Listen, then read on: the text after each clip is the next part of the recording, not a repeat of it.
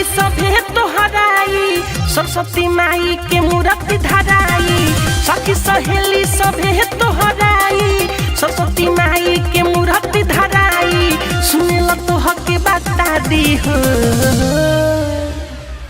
अरे जूली काल्हे कोचिंग खुली ए जूली काल्हे कोचिंग खुली खाई हो पदा शादी हो ए जूली काल्हे कोचिंग खुली खाई हो पदा शादी हो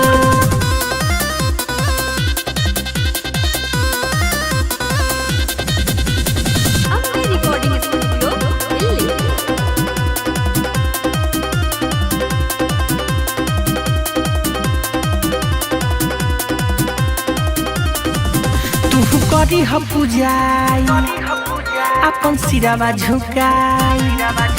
तू करी ह पूजाई अपन सिरावा झुकाई सब सजल बाटे सुन पंडाल होके हंसावा सवारी माई ओई है दुआरी मन भइल बाटे खुशहाल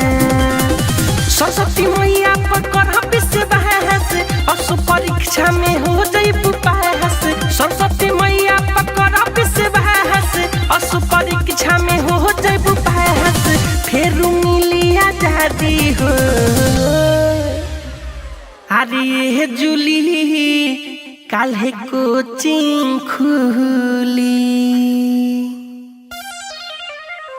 ए जूली काल्हे कोचिंग खुली खाई हो पदा शादी हो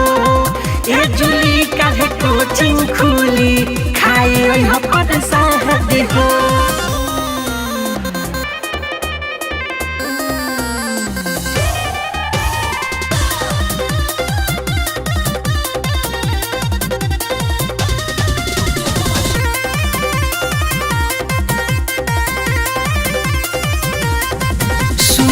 आज के साथ मिठू करिए प्रोग्राम